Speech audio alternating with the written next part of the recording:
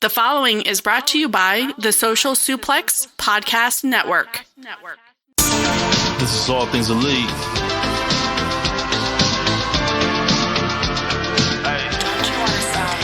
Welcome back to All Things Elite. Load up the pod, man, it's on when we speak. Rich right here, let me warm it up for Austin and Floyd. Couldn't be no one but the boys. When it come to All Things Elite from the fan perspective, swear, man, it ain't no question. Hear from them first. Swear, man, they putting in the work. No, they had to get me for the verse. Social Suplex Network's on. Hours at a time in your headphones. Austin and Floyd on the microphone. Backing out on the rant, getting in the zone. Pulling up the show, give it 7 stars, you already know. Who else could it be but the show with the proclivity for positivity? I'm gone.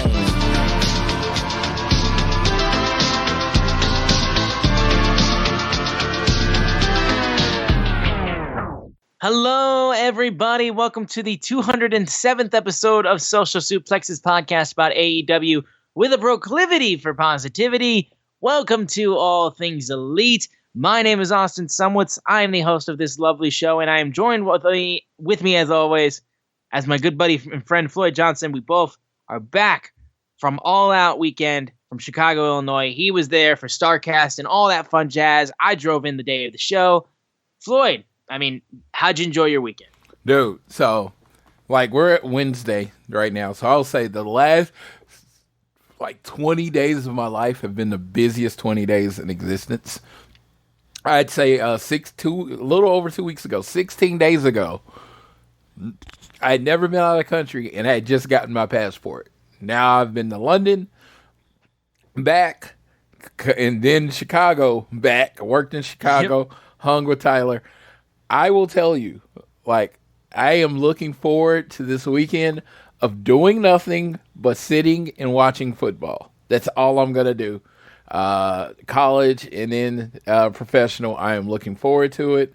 But yes, I had a great time last weekend. I was I'm with Tyler, and I love hanging with Tyler. He's one of my favorite people on the earth.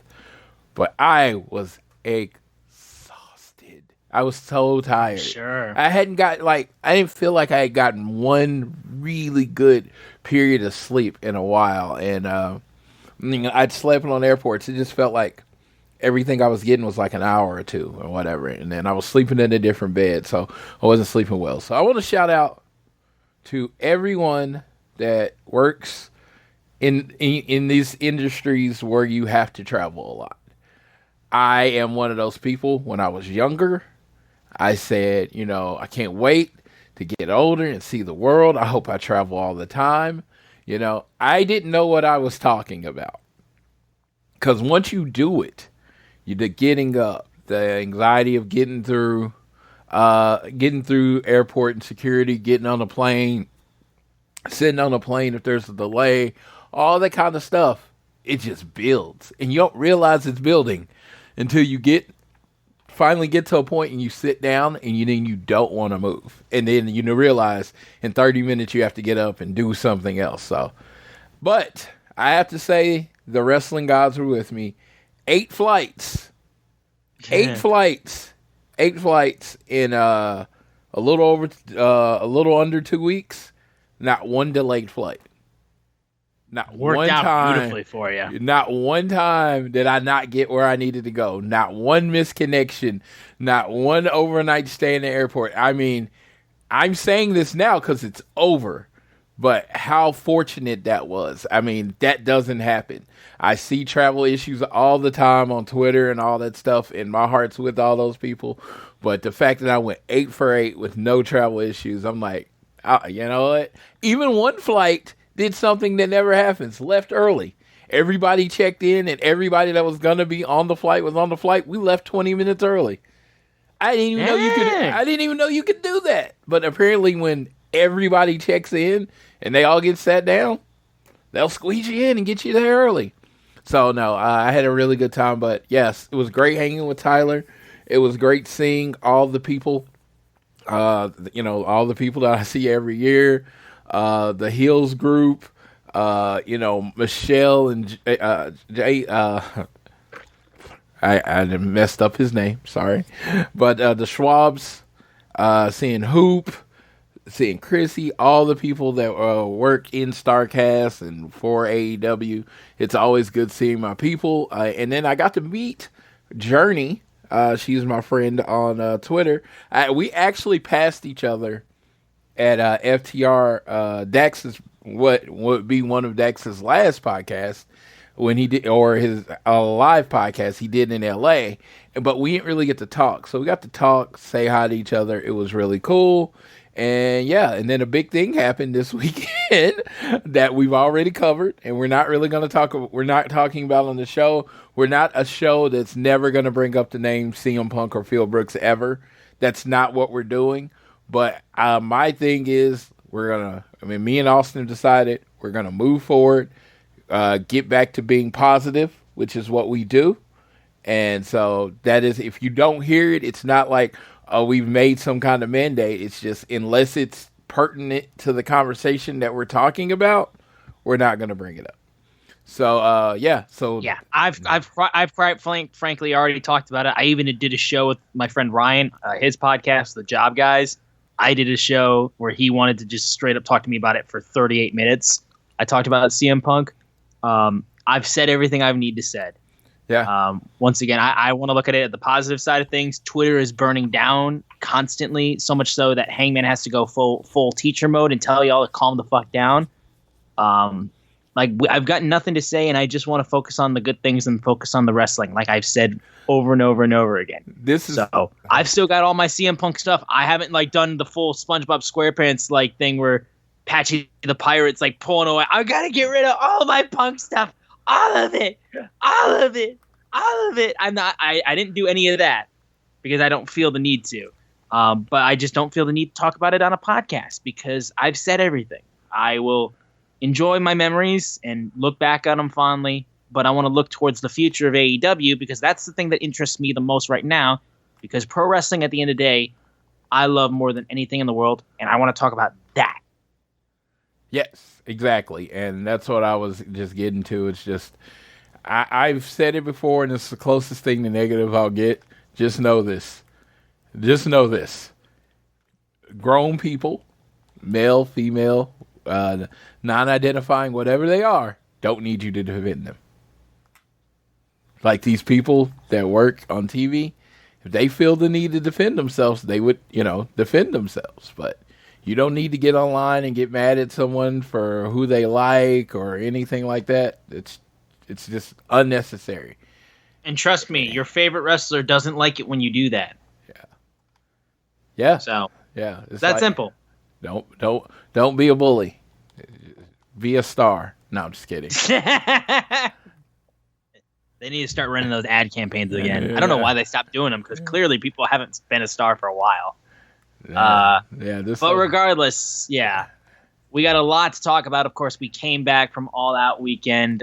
We're going to talk about the pay-per-view, which straight up, dude, was so good, and I had so much fun.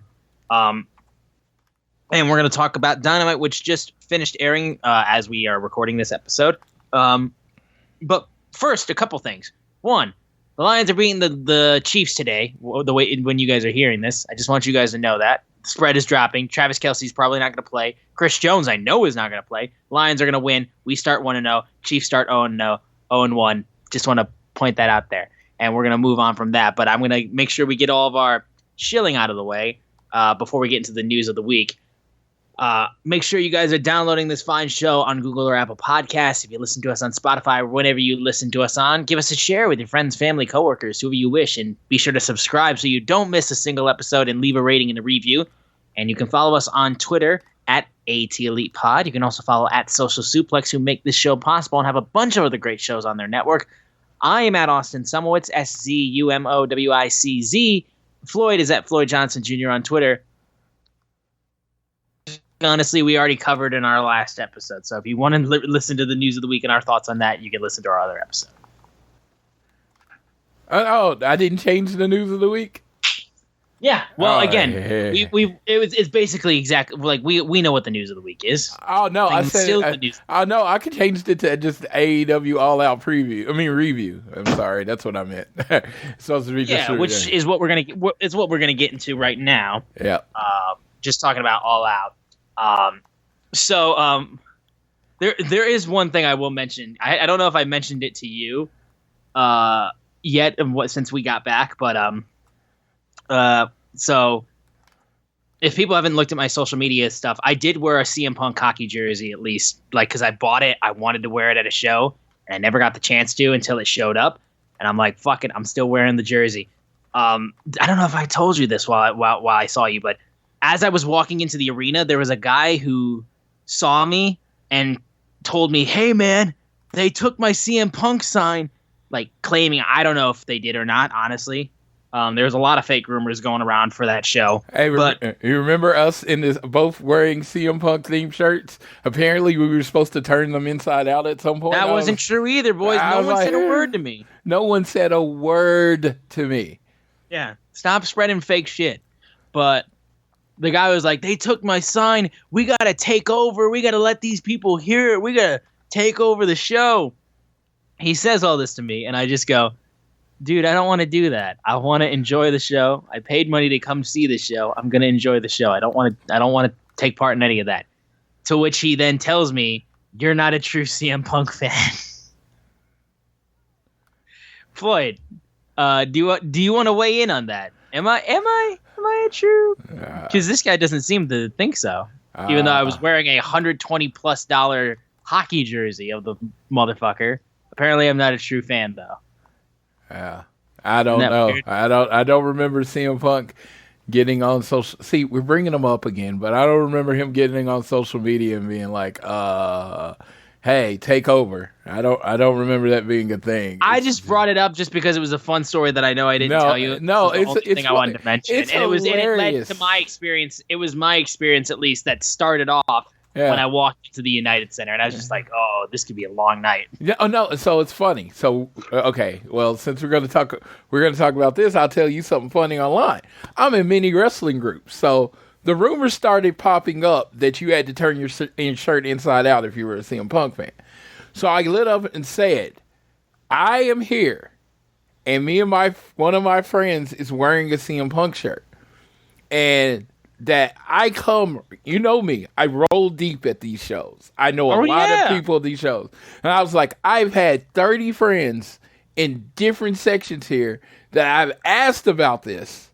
30 people, not one person has saw or heard of what you're talking about. And they're like, and this dude's like, "There's people out there with proof." And I put, "Show me the proof.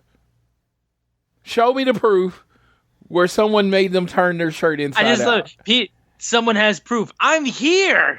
And I'm just like, man, I now understand how fake news and shit works. Because I'm literally here telling you that this doesn't exist. And this dude is still like, "Well, everybody's experience is different." That's true. Everybody's experience is different. I know enough people at these events, workers, everyone at these events, right? I know enough people where I have pretty much like got an insight into the experience no matter where you're sitting. I know people up in the 300s, the 200s, the 100s. And I'm saying out of 30 people, not one person said they either had to turn their shirt inside out or heard of anyone trying to turn their shirt inside out. Yeah. And so, you know what that means? No one had to turn their shirt inside out. Someone made it up, produced proof, quote, air quote proof, put their shirt on inside out and said someone made them do it. That's it. Yep. So they can get attention. But no, this wasn't the thing. Calm the hell down. Yes, they were taking the signs. They were taking the signs at Collision. WWE takes signs they don't want seen at their shows. And also, they didn't get all of them. They didn't get all of them because there was a sign that said Tony Khan just cured cancer, but they spelled Khan's last name wrong, dumbass. Yes. So. No, and what is it? Oh, yes, my friend had one she made, and it said "Bye, Felicia." It was pretty funny. Oh, that was your friend? I saw that one. That's Amy. She was from the Hills group. And "Bye, Felicia." I thought that was hilarious. I actually shared it. It was a great play on words. I had to share it with a few of my friends. Yes, that was a good one. But, again, it was part of the weekend. Unfortunately, it was part of the weekend. And it was funny because I put out on my social media that, because I'm wearing pink and black all CMFTR stuff. And I'm like, I just want to let you know, my friends, I am not making any type of sign or point. These are all the clothes I have. It's like, this is it. Meanwhile, I was wearing the physical embodiment of a kick me sign. Yes, and it's like, these are all the clothes I have. I don't know what you want me to do. I plan what I'm wearing before I come to the events. But yes, it was interesting to see it happen and to see how fake news works. Because if you know me, I have my social media Facebook Messenger group, and then I'll have the club. And if you want to argue or discuss in those closed settings, I'm good. Look at my Twitter. I don't get involved on Twitter.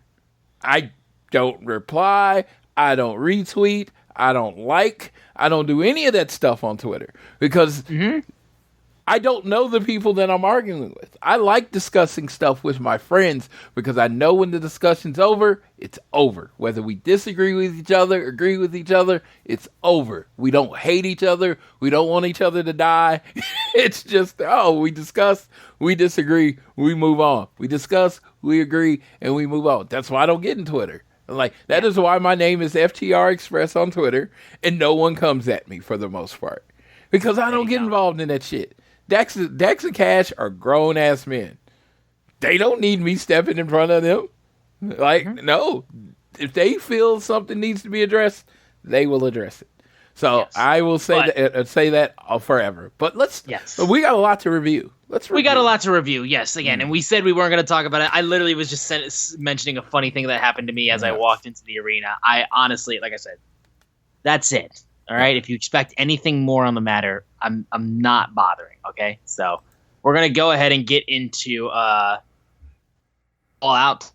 I'm going to kind of blow by most of the 0-hour matches relatively quickly, I would say. First, the over-budget charity battle royal, where the winner would get $50,000 to give to a charity of their choice. Straight up, literally, I'm watching the people come out, and I'm enjoying it, and I'm getting hype and stuff like that. And then I hear Hangman's music, and then I just literally said to myself, "Gee, I wonder who's winning this match." He's the king of the battle royal. Yeah, just literally exactly what I said. I was just like, I have no idea. Match was fun. It was entertaining. Best part, honestly, was the fact that I got to see Shawn Spears back, which was amazing. And him and Daniel Garcia doing their 10 dance-off. Amazing. And also, the fact that fucking Daniel Garcia gets eliminated and proceeds to do his stupid hip-thrusting dance up the ramp after he's been eliminated. So amazing. And the fact that I watched the show back and they filmed him doing it too. That was the spot of the entire match, straight up. But Hangman won, and he gave his $50,000 to the Chicago Public Education Fund, considering he's a former teacher. Shouts out to him. And he mentioned that also on Dynamite this past night, saying, you teachers, they're underpaid, underappreciated. We love you, teachers. Absolutely. I'm right there alongside him. Fuck yeah. Yeah, teachers and stuff. No, I mean, they're like, yeah. Match was fun, though. Saying teachers cool don't make way to money. start everything off. Teachers being broke and all that stuff just seems like, yeah, I was like forever. I've always said this before, a little tidbit in me. That's what I wanted to be after I left high school. I was like, man, I want to be a teacher. Then I saw how much they made.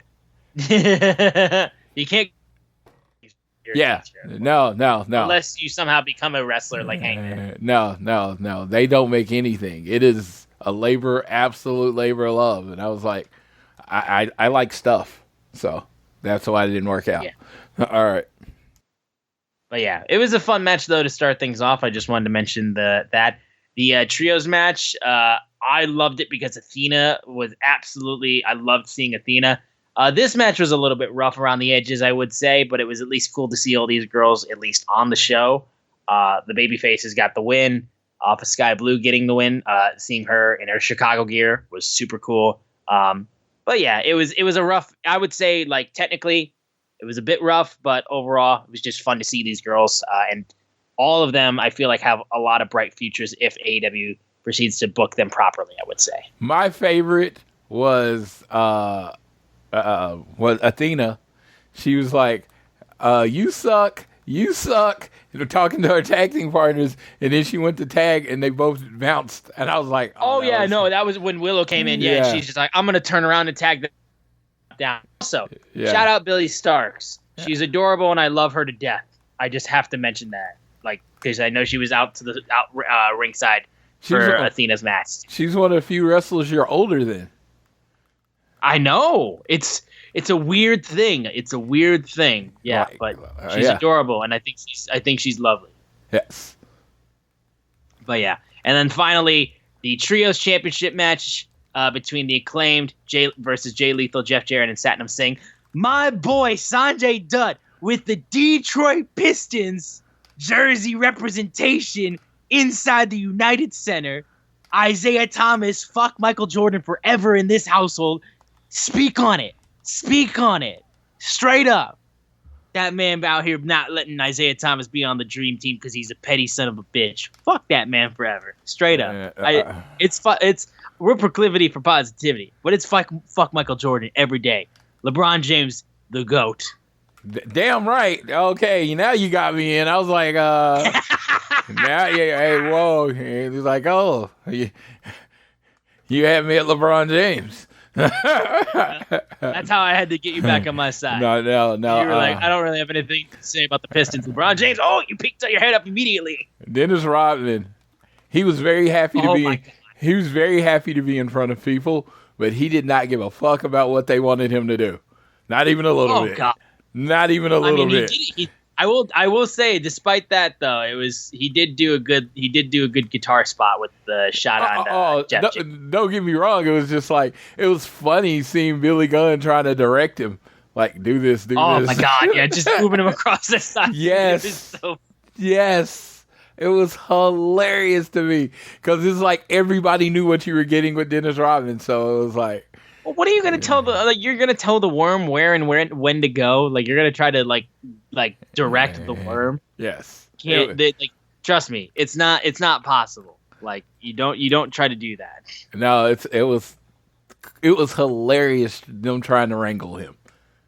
And that's the best word I can use is them trying to wrangle him, just like pretty much, yeah. Yes. But it was very funny. The scissor spot with all of them was something that I have saved in my phone forever. I will keep that forever. It's so stupid that I have that. But yeah, Acclaimed won. It was silly. I honestly think the best part of the match was Sanjay Dutt wearing the goddamn Pistons jersey. I was so gassed. I literally was like, Detroit basketball. No, see, I think the best part was the fact that Dennis Rodman hits Sanjay with the guitar, and it was supposed to happen behind the referee's back. Oh, yeah, but Dennis Rodman wouldn't leave. Yeah, and he's just holding the scraps of the guitar. Yeah, and Billy Gunn is like telling them. Like, Billy Gunn is like, get out of the ring. Yeah, get out of the ring. Nope. Screw that. I'm soaking up this moment, damn it. I don't get this that often anymore. Yeah, no, it was hilarious because it was exactly what you, like, if everything went off right with Dennis Rodman, I would have kind of been disappointed. Right. Yeah, no. It's got to be a bit of a mess. Yes. It's Dennis Rodman. He doesn't listen. Phil Jackson couldn't tell him what to do. Yeah. No, it's hilarious. Yeah, it was funny. All right. Now we get to the main show, which opened with Better Than You, Baby versus Dark Order's Alex Reynolds and John Silver. I will tell you right now, dude. John Silver was a damn good heel in this match. Like, out of all of the members of the Dark Order that have been heel in this recent run, I thought Uno was the best. Yes. John Silver did a damn good job healing it up against an over-ass tag team like Better Than You, Baby. They were exactly what was needed.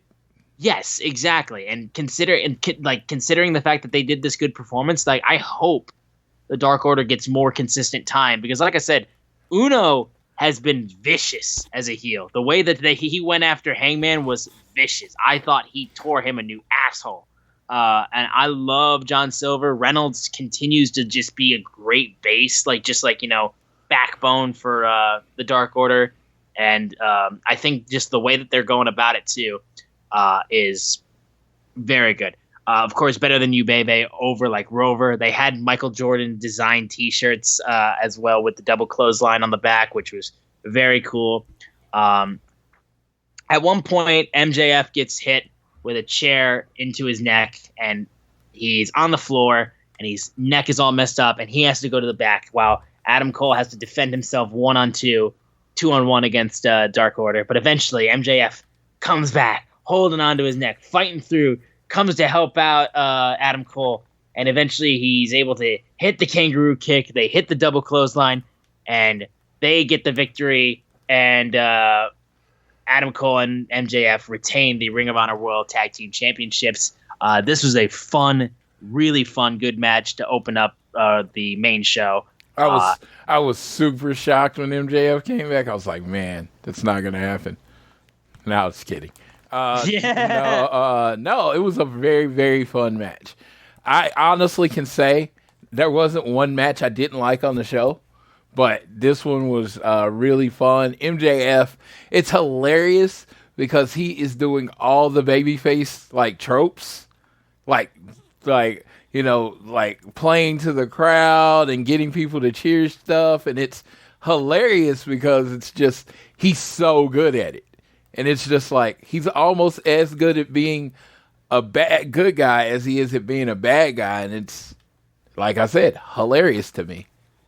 It's like how this man, when people talk about being a phenom at wrestling, I mean, he is every bit that word. I never thought, dude, that a babyface MJF would work. I never thought it would work. And the fact that he has turned it by still being a dick, but being a lovable dick. Yeah. Like, I didn't think it'd be possible, but he's doing it, dude. I mean, like, he keeps saying he's a generational talent. He's a generational talent. Like, I seriously, dude, MJF is outstanding. I can't get enough of this. Yeah, you're not supposed to be this good at everything this young. Yeah, exactly. That's what I'm saying. So, yeah, this is great. This then immediately led into Samoa Joe versus Shane Taylor as MJF and Adam Cole were still walking back up the ramp when Samoa Joe comes out to make his entrance. And then a little bit of history for your ass. Many years ago in NXT, a young 19-year-old unknown MJF was doing extra work for NXT. And the NXT champion Samoa Joe came out of his locker room and a young Maxwell into the wall. He does it again as he comes down the ramp in the United Center. But this isn't the same Maxwell. This Maxwell is better than you, and you know it. And this Maxwell is the AEW World Champion. This Maxwell has gone through hell and high water against some outstanding opponents like Cody Rhodes, like CM Punk, like so many great talents. Chris Jericho as well. Samoa Joe brushes him off like he's nothing once again.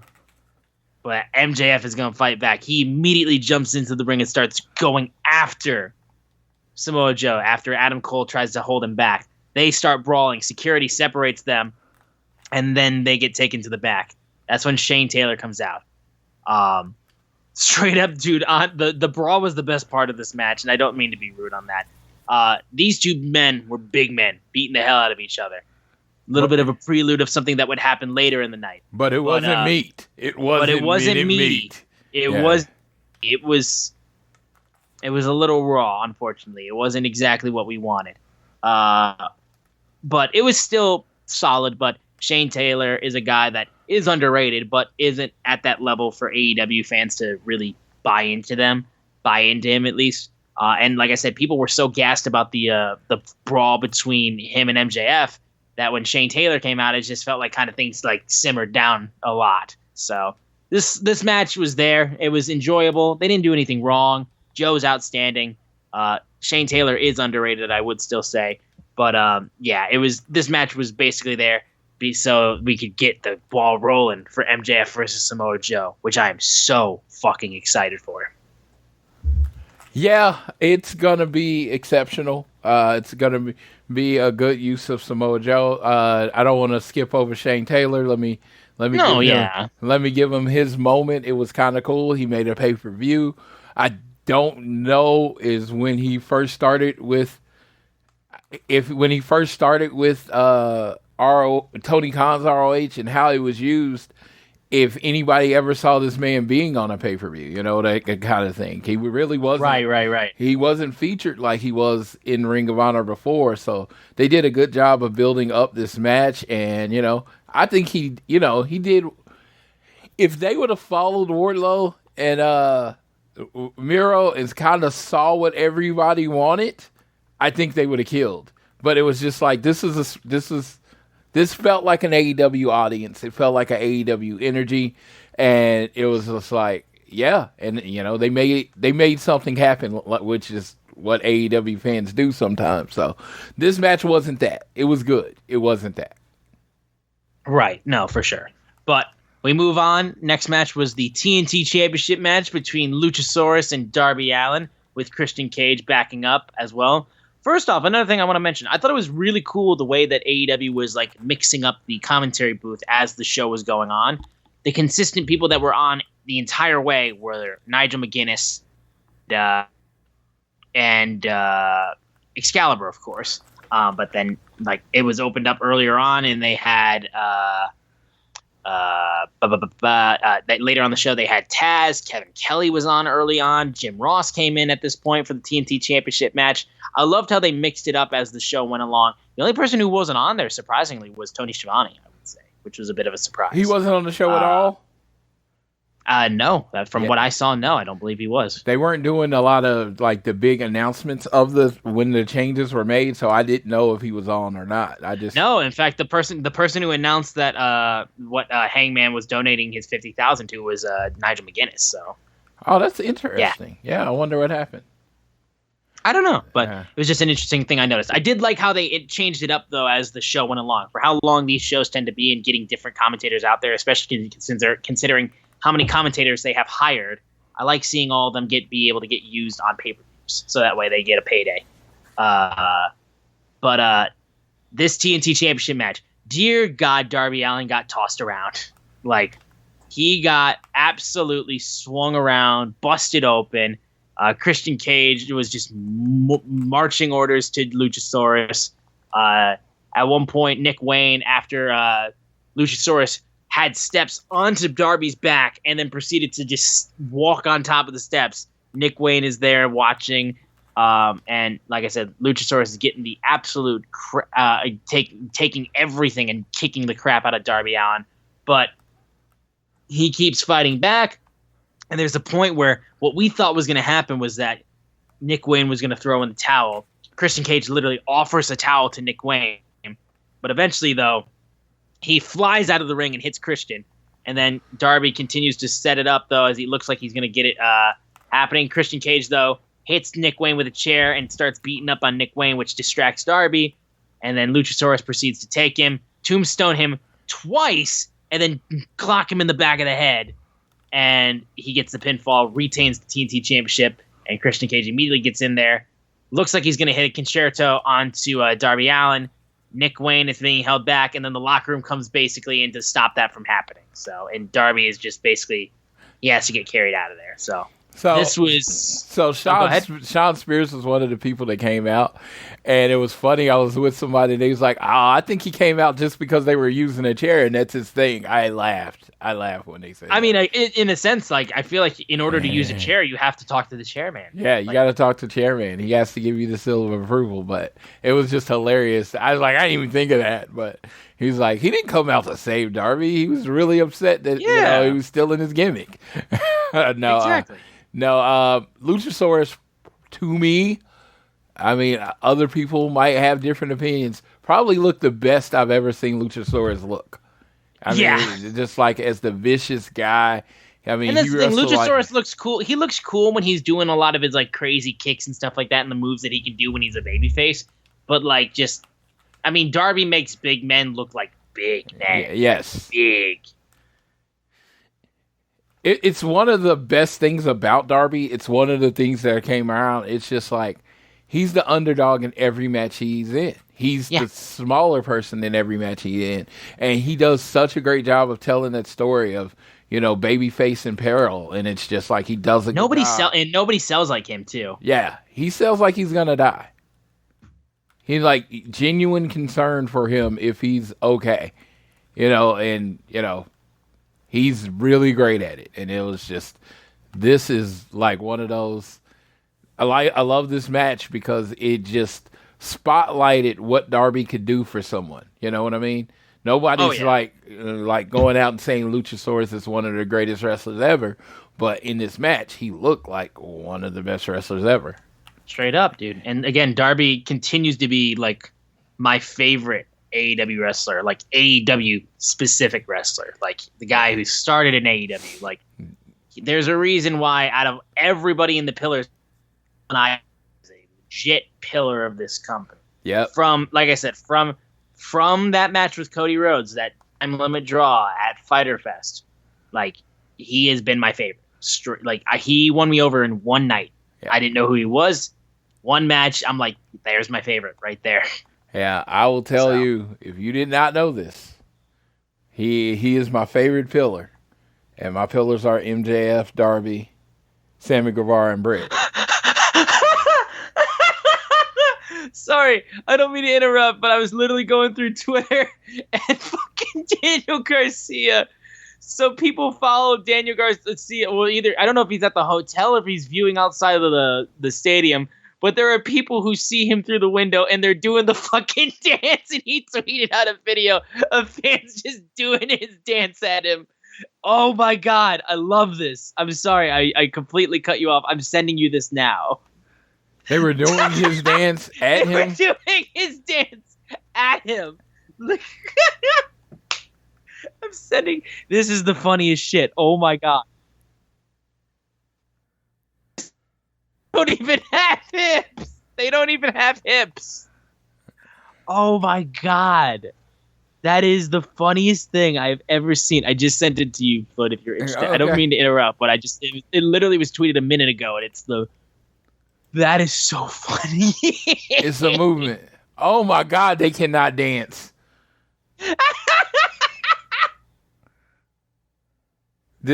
No, they can't. This is uncomfortable. This is bad. So funny. They're doing so bad. It's so funny. Oh my God, it is. Yes, like not one of them has a hip motion at all. It's just that's what I'm saying. It's literally just like your pelvis is just like stuck. It's like they're standing there and just moving their arms up and down. Yeah, pretty much. All right, I don't. The one in front is like the worst. Like I know, and he knows he's the worst because he's the one who got in front. Yes, no. Like, had to have him see. Yes, I need you. I need you to see me. I need you to see me, Daniel. This is for you. This is for you, Daniel. This is for you. This is for you. It is a movement, though. No, but yeah. No. Moving on, though. Anything you wanted to say, though, lastly, about the Darby match? No, I'm good. Okay. Now, this is a special match. Miro versus Powerhouse Hobbs. What? I mean, this match became a different beast. Okay. This match became something completely different than what anybody else thought it would be. A match with a little bit of story going into it became something.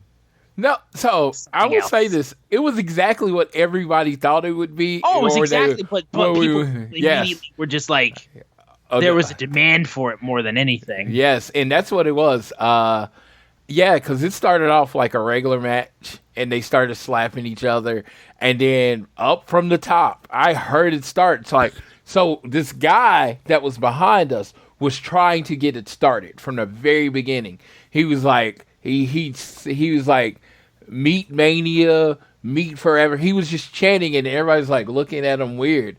But about 5 minutes into the match, people just started. So what y'all heard was this man doing work. Do the work. Shout out to Cody Rhodes for that statement, because this man did the work. Because he just kept chanting and kept chanting, and then people started chanting with him. And they was like, oh. And then all of a sudden, meat. And I'm like, I'll start chanting because, my favorite match. I even said, I ever get rich, I'm doing a Meat Man tournament at a WrestleMania weekend where I'm just going to get the biggest guys I go, and they just going to beat the shit out of each other. Because that's big man, meaty man bumping meat. And I would have to get Big E to host it because exactly. You get Big E to host. Yes, because I was like, this match was over because of a joke or a thing Big E did like 2 or 3 years ago at this point. A meme. I think it was even longer than that. Yes. Like straight up. And like while we were watching the match and the meat chants really started to gain momentum, me and Sydney clearly could see Miro just like peek a little smirk on his face, like a smile, and he's like almost kind of giggling to himself. Yes. I straight up believe, and this is my conspiracy theory, I think they added another 10 minutes to this match just so they can feed into the meat chants. Oh, because dude, I think this match was hot, and they went with it. And I think very much Miro called the audible. I mean, I think Will Hobbs is very much veteran enough to pull this off, but it seemed like if you were kind of watching it closely, it looked like Miro was like, "Oh, we got him, and let's go." And then they just literally they stopped wrestling at that point. They just started moving meat chops. Yes, suplexes and all that stuff. And I was like, I want the moment I knew that they were like, I'm gonna keep going with this was then when he did like almost like the fella cross chops over the ropes, like Miro did that as he just started meat, and then again all the chants in the world, slap that meat, and then meat forever, holy meat. Yes. That was every big person wrestler that is going to do big matches needed to watch this match. And listen, when you have two people that look like Miro and you have and Will Hobbs wrestling, this is all we want. We don't want to see that you could do a Hurricane Rana. We don't want to see. That's the thing too. It's like people are always of the mindset of AEW fans. They just want garbage indie wrestling and like backyard flipping gymnastics and trash cans over people's heads and people bleeding all over. Nobody wanted that in this match. Everybody in this match, you give us exactly what you advertise, which is exactly what we've said. Two big men with big chests bumping meat. Yes. That's all we need. And these guys knocked it out of the park. Like straight up, like when people were asking me like, what was your favorite match? And I was just like, dog, I'm just tempted to just straight up say Miro Hobbs just because of the meat. Like it was too fucking good. As it was happening, our asses off. As it was happening, and as I was watching it, I was like, "This is going to be my match of the night." Then another match, came and kind of just like went on a whole nother level that I was expecting, honestly. And but yes, this match was amazing. I mean, shout out to Big Hobbs, shout out to Miro. I mean, personally, the wrong guy won, but based on what happened after the match, which Austin will tell you about, it ended up being the right decision. Right. So eventually, Hobbs taps out, hit with the game over. Then, regardless of the fact, they shake hands. Literally, what's the name of the movie? The fucking big muscle arms handshake thing that they tweeted out. I can't think of the movie name. Was it was it Over the Top? Over the Top, I think it was. Yes. Yeah. They do that whole moment, and it's beautiful. But eventually, though, Hobbs jumps Miro behind the back and starts beating him down. And then eventually,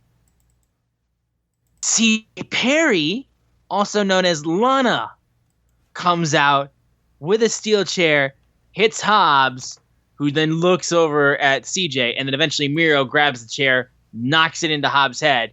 And CJ starts walking towards Miro, and he starts backing away. Because he had said, though, like he'd basically given up his ways.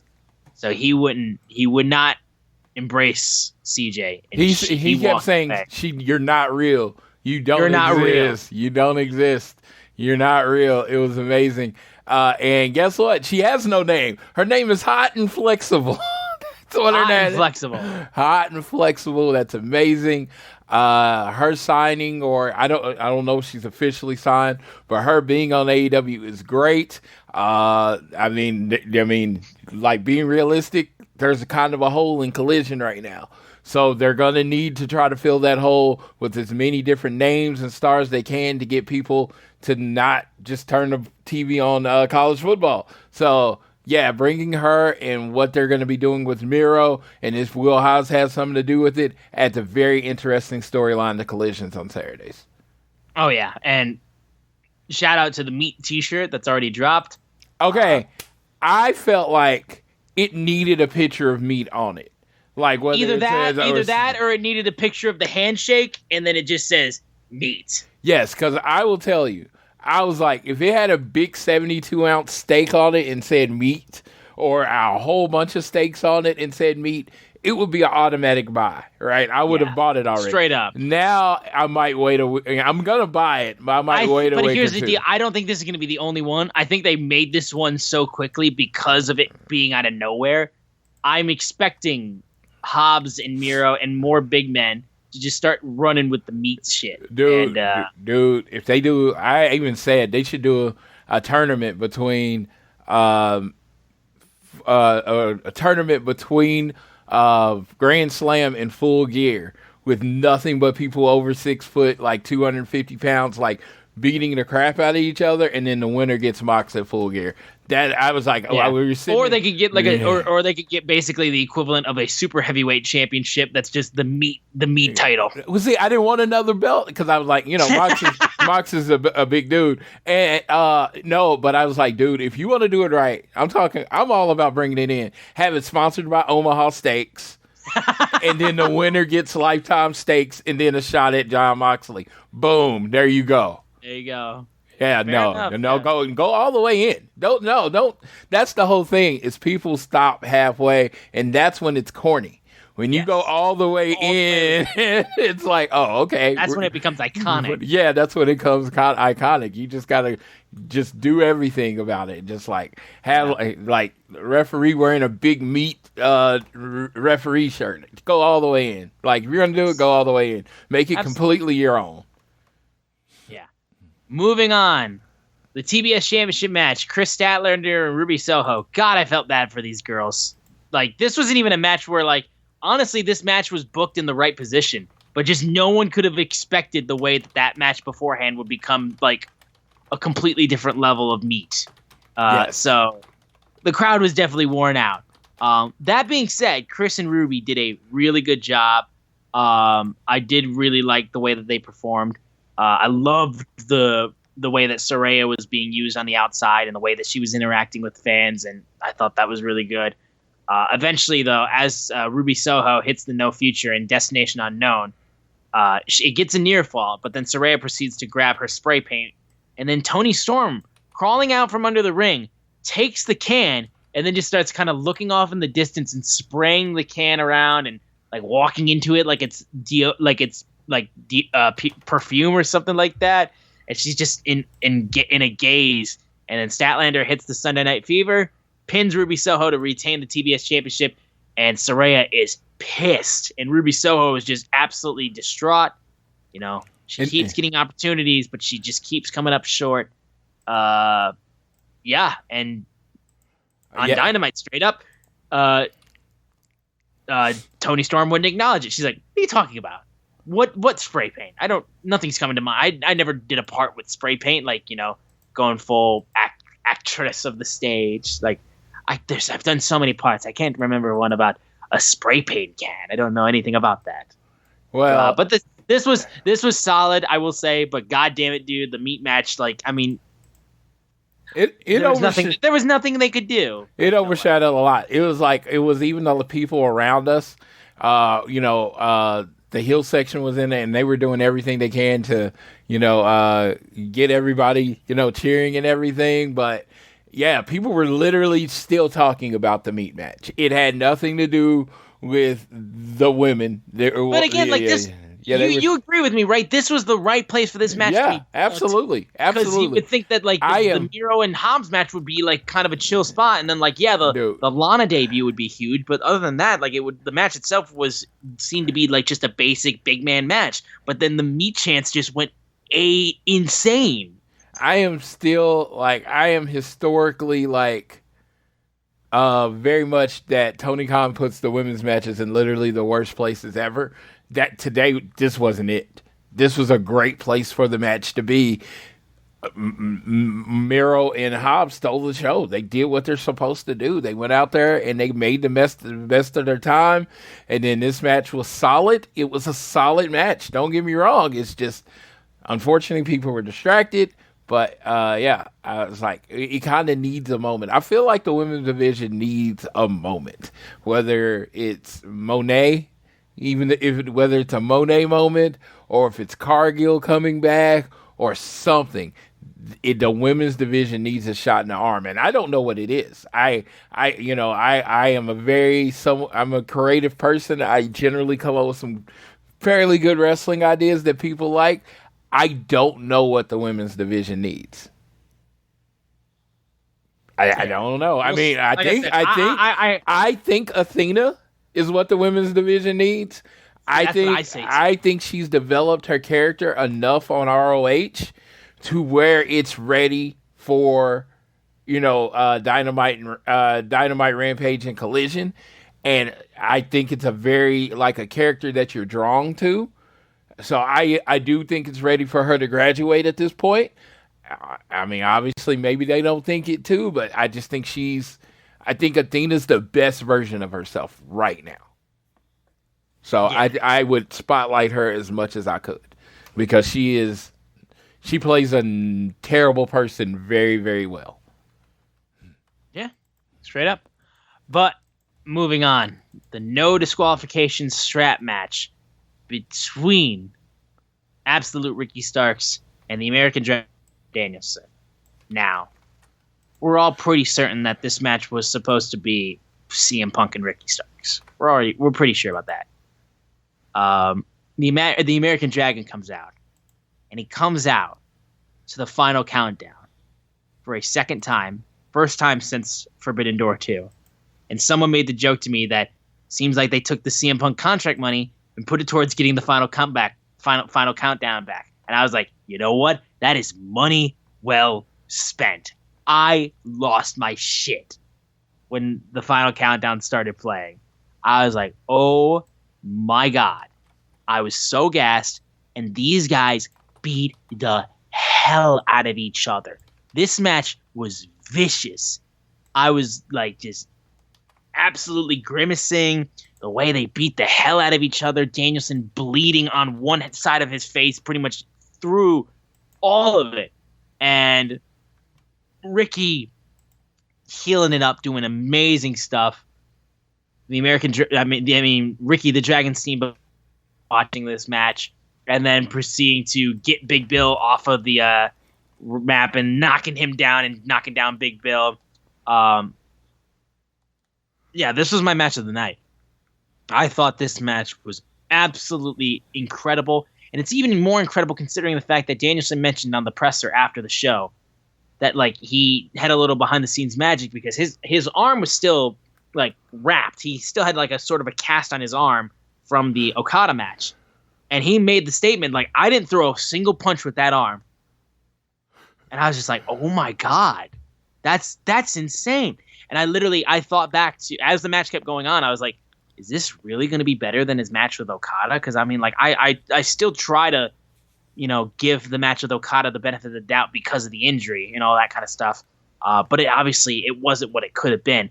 This match, straight up, was another level. It might be close to being one of my matches. It might be my match of the year, honestly. If I'm thinking about it more and more, I think it might be my match of the year.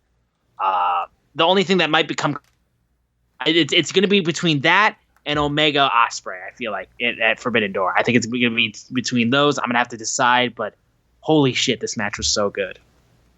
Yeah, this match was great, and it just felt like another star-making performance for Ricky Starks, and it's just like, you keep hearing, this is the star-making performance, this is the star-making performance, but you keep wondering, when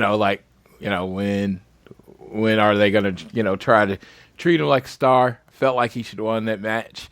I felt like he should have won that match. I know he wasn't, but it's just like, dude, come on. We need Ricky to have a big win.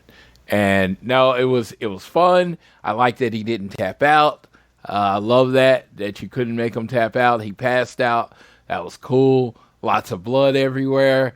Yeah, it was, Bryan Danielson, I hear from people that I respect, like highly respect, consider to say Bryan Danielson might be the best American professional wrestler ever, right? You know what this match did? Nothing to say they're wrong. It has done nothing to make, you're wrong. No, this man is exceptional. The fact that he did it without one arm, the fact that you honestly, unless you were paying close attention, you really couldn't even tell this man was hurt. Straight up. So this dude is just exceptional on a level that I don't think anybody will ever reach. It's like you want to be like, hey, I want to be like this person. You're like, I want to be like Bryan Danielson. I'm like, shoot lower, kid. Because that dude is, that dude makes everything work. And it was just everything he did in this match was amazing. I thought this match for both of them, I thought Ricky looked strong in the loss is what he needed to do was look strong in the loss. And I thought that was perfectly done well. He came out looking like he could have beat him if it was maybe a regular match or some kind of thing. And then Big Bill as his heavy, that worked too. It was just like this match just worked on like every level. It was still, for personally, I am a, people have told you that I've been very open about how like the no DQ street fight matches have kind of wore on me. So this was not my match of the night, The regular wrestling match was my match. My thing with that though is I felt just like because that's the thing is like, from a one-on-one selling perspective, because that's the thing I feel like, you can do all the hard spots and stuff like that, but when you can just present the emotion of the pain that you're going through, and that's the thing with Danielson, is like I said, the way he sells and the way that this man like just goes through hell and high water to keep fighting to win. I don't know, man. It felt different, and I've agreed with you on the fact that like the BCC and the levels of their like hardcore wrestling matches and all that kind of stuff. Yes, like I said, the amount of matches we got with BCC members and this kind of stuff, that it's been too much. It has been too much. But even still, I felt this one had a different element to it, and it made it way more entertaining for me. And it was so fucking good. It was so good. But moving on, we had Ed and Shibata. He had the New Japan Strong Openweight champion in Kingston and Ring of Honor Pure champion Katsuyori Shibata versus Ring of Honor World champion Claudio Castagnoli and Wheeler Yuta. This match was fine. Honestly, I was slightly disappointed by it a little bit. I thought there was definitely some solid spots in there. Maybe I was coming down a little bit from the previous match. But I think more so out of all of this, though, watching this match, it just it makes me itch. It makes me absolutely itch for when we get Eddie Kingston versus Claudio Castagnoli in a singles match. Because that's what I want more than anything, honestly. Getting these guys finally to get a singles match is what I want so bad. It wasn't a bad match. It was a good match, but it wasn't one that I honestly have too many huge memories of, honestly, just thinking back on it. Other than the fact of when Yuta got, like, clocked by Shibata and died. Yes. Like, Shibata just clocked him across the side of the head, and Yuta dropped. And I was just like, he killed him. He just killed him right there. Shibata killed another person, add him to the list. Like, that's the only thing that really sticks in my head from the match. But regardless, Claudio ends up pinning Eddie Kingston and gets the win for Blackpool Combat Club. And again, it just gives me the want and the push towards the singles match between those two, because that's what I want. The hatred for these two men. This is the feud that I want to see get like actual time and actual like TV time for segments and promo battles and set up for a blow off match. It's what I want so bad. Yes, Tony Khan said to me, he said, screw you and you retired of Blackpool Combat Club. I'm going to give you all the Blackpool Combat Club tonight. And I thought this match kicked ass.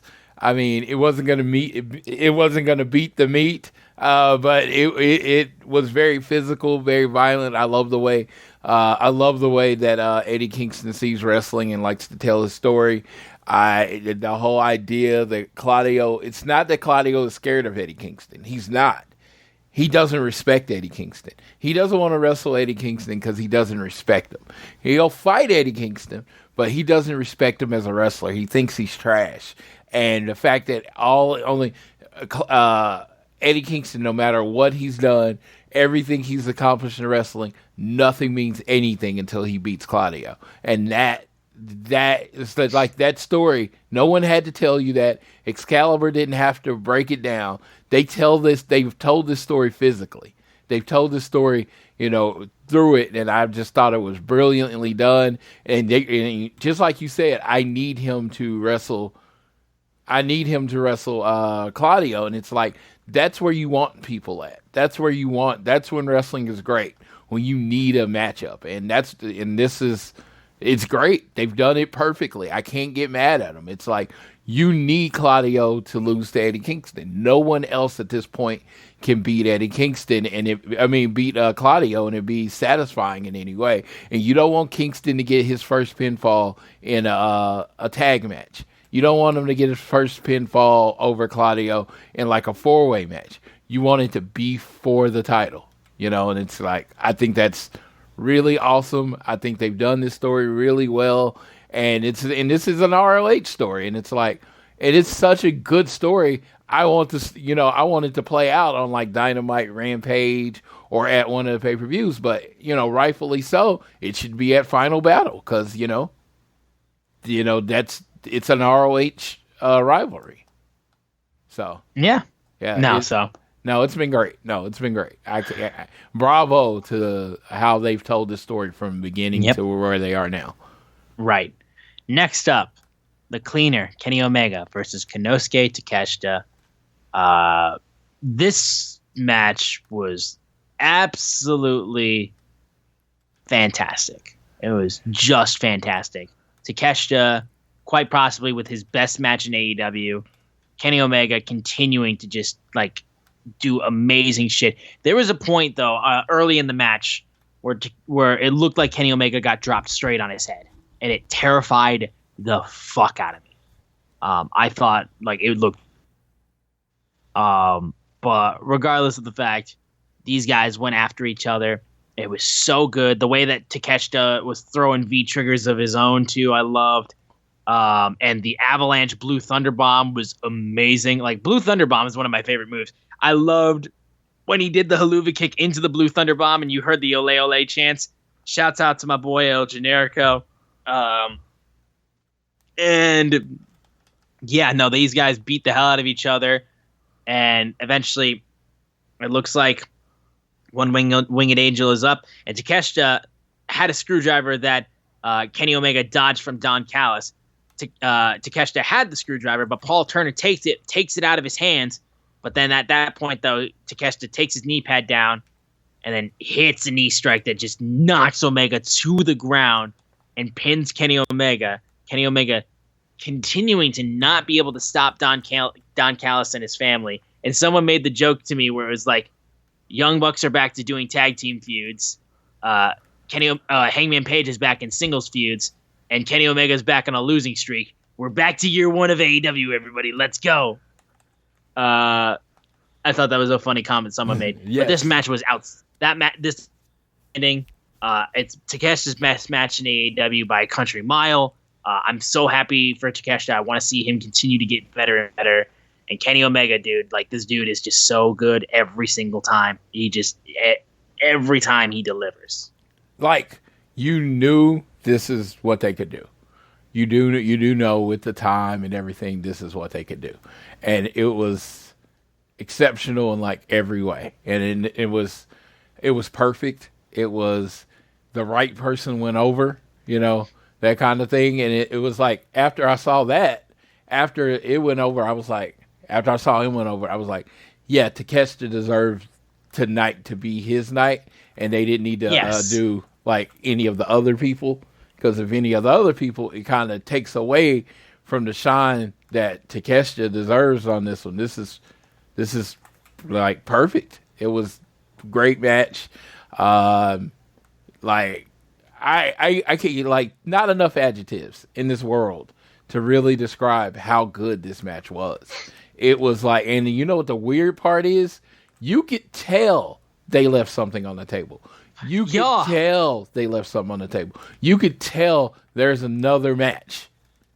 Like, without a shadow of the doubt, you could tell that there's another great match here for them to do. And that just, like, gets me excited. I don't know when they're going to do it, but there is another level for them to hit. There is a match where I can see Kenny winning. There's a match where I can see Takeshita winning again. There's another match, and that excites me more than anything, is that there is another match coming between these people, and it's going to be great. It's going to be, like, freaking magical. And this match, I don't know. I know I don't do the star thing a lot, so don't get me wrong when I say this. I don't know if this was 5 stars, but if you said 4.75, I'm like, yep, I'm right there with you. This. I thought for a second it was going to be my. I definitely thought for a second it was going to be my my match of the night. That's one of the things I first said, but then I kept going back to that strap match, and I was just like, oh my god, dude! It's just like I can't get past it. Honestly, it's so good. Yeah, no, I couldn't fault you if you like this match, or if you like this match or Daniel Bryan or Bryan Danielson the best. I don't have an argument. I think they were both exceptional matches, and I think we had 2 exceptional matches, 1 really great match. I don't think there was a bad match on the show. Ultimately, this was like AEW doing what AEW does best. Every now and then they have these little hiccups in these moments where people doubt whether they can be AEW, and then they come out and they put on a show like this. This is why they're my preferred company. They do professional wrestling the way I want professional wrestling done. They put the shine on the right people at the right time. I thought this was a great show. If you look at like cage match and all this stuff, I don't do that personally, but I have friends that subscribe to cage match and looking at the ratings to get a general consensus of what everybody thought on the show. This rated as like either number 3 or 4 of the highest rated shows in AEW history. So yeah, and it's like, I've said this before and I will say it again. When it comes to pay-per-views, TK don't miss. I mean, I can literally buy a ticket. Dude, I told you I felt like with the weird vibe the show had, and with the fact that it was 7 days after the biggest pay-per-view in wrestling history, I was like, I don't agree with this placement at all. The fact that he wants to do the same placement for it next year, I still don't agree with it. But dude, this show absolutely over-delivered. It absolutely over-delivered. TK, when it comes to this, Simply put, the man does not miss. He just doesn't. I mean, say what you want about, whatever you want. This man does not miss on pay-per-views. He realizes that you are parting with your money, and he makes it very well worth it. Yeah. And then I blacked out for the next 20 minutes. I'm told there was a match that took place after Kenny's match. I just remember, Kenny's match finishes, 20 minutes of my life blacked out. I don't remember a goddamn thing. And then it was the main event. So I couldn't tell you a goddamn thing that happened in this match. Apparently it was an 8-man tag. I don't remember anything about it. So Floyd. Yes. So next up, the match that was looking most forward to when, I bought the tickets and all that stuff to the show. My boys, FTR and the Young Bucks. I mean, actually, they're both my boys. Again, 2 favorite tag teams ever, if I have not made that very clear. And they were going up against the person I was with, Mr. Tyler Ballman's team, the Bullet Club Gold, Jay White, Switchblade Jay White, Rock Hard, Juice Robinson, and the Guns. Probably have the best entrance in wrestling. Yes. They come out and, dude, so I want to get a shout out to Lauren May. I doubt she ever listens to this show or even knows it exists. She's in the Hills group. She had this Austin Gun, Gun Club jersey, number 31 gun across. She designed and had it printed out, and I just thought, I saw the jersey when I originally saw her ad. I was like, dude, I'm going to ask her where she got that so I could get it. And then I found out it was custom made, so it came from her brain. So I definitely wanted to give that a shout out because, me, I'm all about my custom shit. All the shoes and all the stuff that I get done. I'm all about custom shit. So when I see somebody's brain, something that came up in their brain and it comes out that awesome, I always want to give them a shout out. But great match. There was a lot of different things. There was the sharpshooters. Then they were switching up moves. First of all, I want to shout out to Cash and Dax throwing up the X on the way out. And then when Dax was about to hit the VTE trigger, Nick said, VTE trigger. I think it was Nick, or was it Matt? I don't know. I believe it was Matt. Yeah. I don't know because I blacked out. Yes. So it said VTE trigger, and then Dax looks at his watch like it was clobbering time, and then they did the double knee. The finish came where there was a bunch of confusion, and Jay White hit Cash with the Blade Runner. Blade Runner. God damn it. If you would have asked me 5 seconds ago with not needing to know, I would have been like, oh, it's Blade Runner. But when this moment, when I needed to pull it, it wouldn't come to me. And gets the 1, 2, 3. This was let me tell you, I wouldn't even say this. I'm all about fun. I'm all about excitement. I hate random 8-man tags. I hate them. Hate them. I did many, many years of WWE dealing with it. You 4 guys against you 4 guys. Absolutely hate them. This was amazing. This was 4-on-4. They had multiple stories to tell. Jay White stayed protected and looking like one of the best singles wrestlers ever. Dax and Cash did their thing. Young Bucks got their shine. The Guns looked amazing. And the Guns are Austin says stuff every now and then that, he's very annoying, but it's even more annoying than it's true. And he said, what did he say? He's like, dude, we're only 3 years in. When you say 3 years in, you think, oh man, they did the indies and stuff. No. Colton has been wrestling 3 years and 6 months. That's it. I think Austin's right at 4 or 5 or whatever. That's it. And as a tag team, they've been together 3 years, and they're at the level that they're at right now. And I know wrestling doesn't work like this. Sometimes an act gets to where they are and never gets better.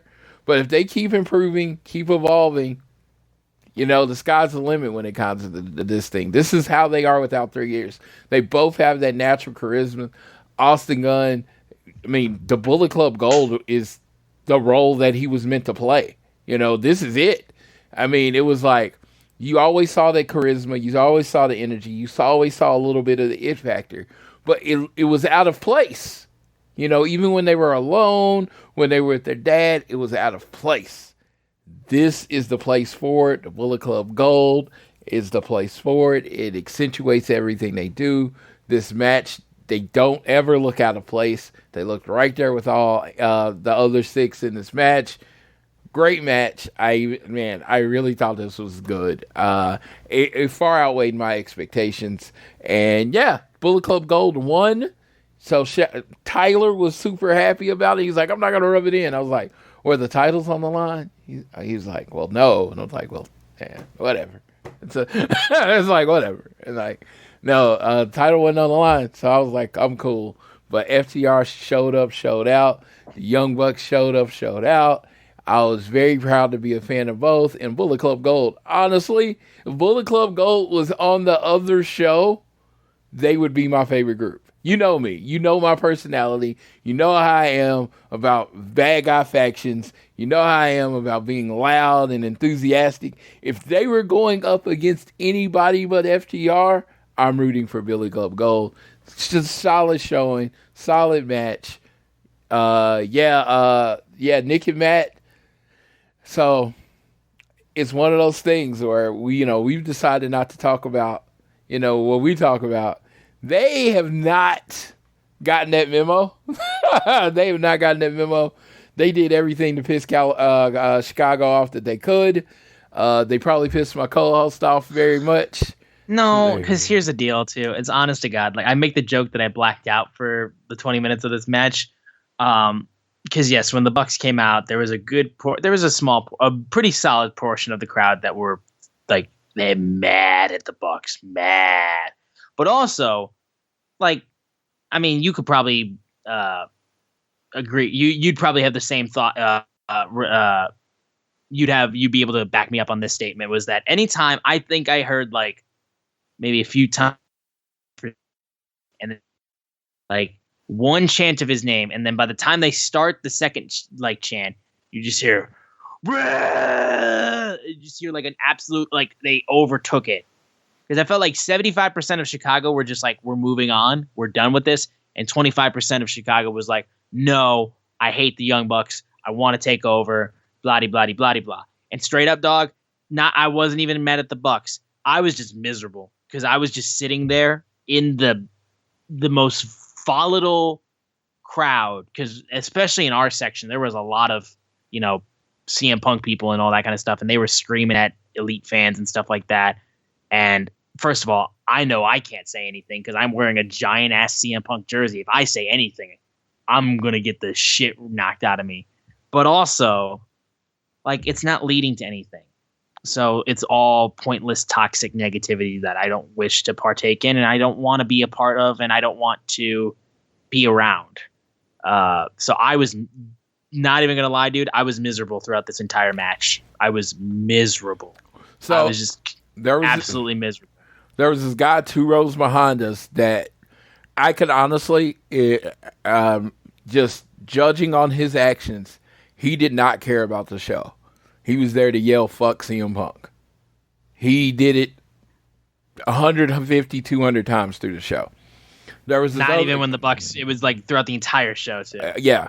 There was this other guy that was in the 100 sections to my left, and he literally he didn't care. I think he decided he wanted to fight somebody. So he was just yelling whatever it is. And he was like, see him fired, see him laid off.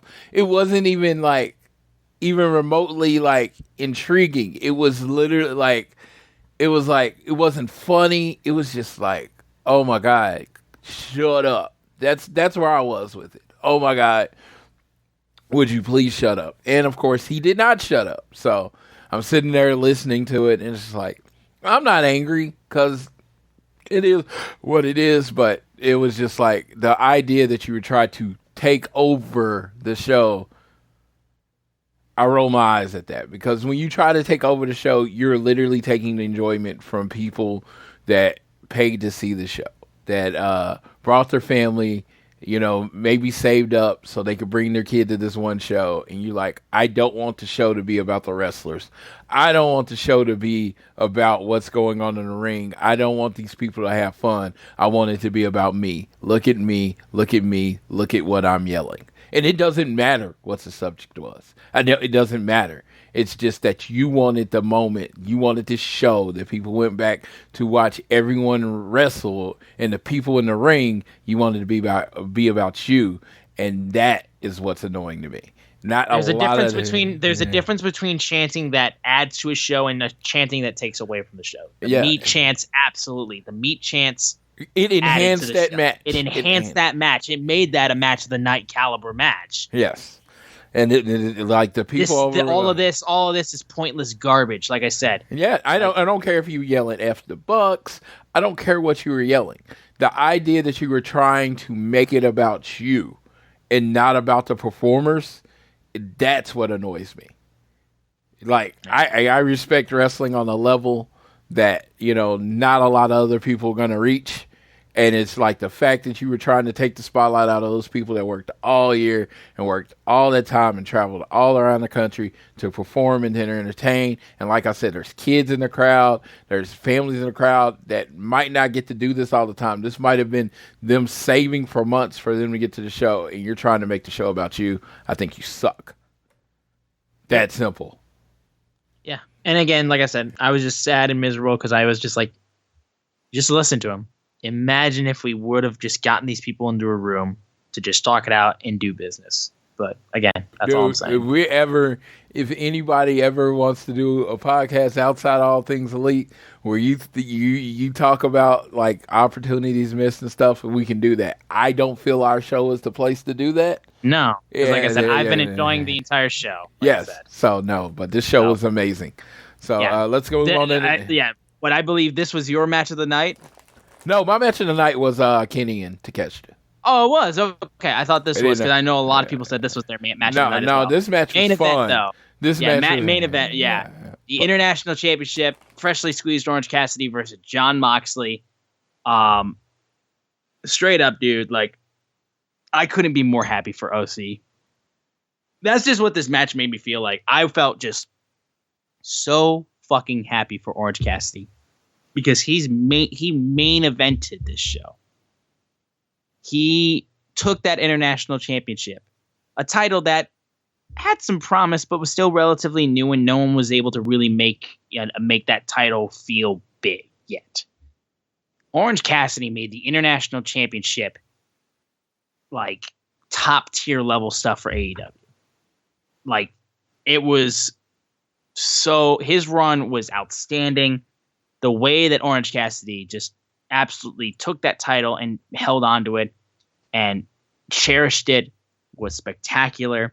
The growth of him just being so tired and so beat up and so battered throughout every match he had with that championship, and eventually getting up to Jon Moxley. The spot of the night for the entire, like, that was one of my favorite Orange Cassidy spots of all time, was him doing his lackadaisical kicks, and then he speeds him up, and then they are more vicious, and then he's actively kicking Jon Moxley to death. Was such an amazing moment. It reminded me so much of when OC was watching Chris Statlander wrestle, and he just screamed at her, "Get up, get in the ring, beat the count." Like, Orange Cassidy is so good with character work. This dude is not just a one-trick pony. He is so fucking good. These two beat the hell out of each other. Orange Cassidy was a bloody pulp, and it was a great way to cap off his outstanding international championship run. Moxley now is your new international champion. I hope to see him do great things with it. And yeah, this was a great, fun match that was pretty brutal, and a great way to close out a outstanding pay-per-view, considering everything that, I've still mentioned and everything like that, everything surrounding this. This show was just what AEW This gives me so much confidence that the future is bright. If you listen to our previous episode where we talked about everything, like I was disheartened, I was depressed, I was genuinely concerned for like how this would affect AEW. And if anything that these guys and girls have shown you is that there's still so much talent on this roster, and this company is still so capable of doing amazing pro wrestling on a week-to-week basis. And like, again, the streak of AEW pay-per-views that I've been to, I've not been to a single bad one. And not even one that was just okay, I feel like. Every AEW pay-per-view has been top-tier level stuff for me. And like, it continues to enforce, like, I still love AEW so much. They are my favorite wrestling company. Back when I thought last year was when Punk was gone, I said, I'm not bailing on AEW. They are my favorite wrestling company. Just like I'm not bailing on CM Punk. I am never bailing on AEW if they keep doing shows like this, because this show was spectacular. On Cage Match, really was listed by fans as the second highest rated AEW pay-per-view of all time, only behind All Out 2021, where Danielson and Adam Cole first debuted in AEW. So I can say that I've been to two of the best AEW shows of all time. Like, I'm blessed. I'm straight up blessed. Yeah. Back-to-back Sundays. I went to back-to-back shows, back-to-back Mangos. Yeah. I saw my team win the match in front of the largest audience, for one of the largest audiences in wrestling history. I then saw, my faction in that match went, in that show went 2-0. And then in the next week, I watched another match with 3 matches that I saw was amazing, and then Blackpool Combat Club went undefeated, and it was great, and it was like it was something for everybody. MJF is something we've never seen in wrestling.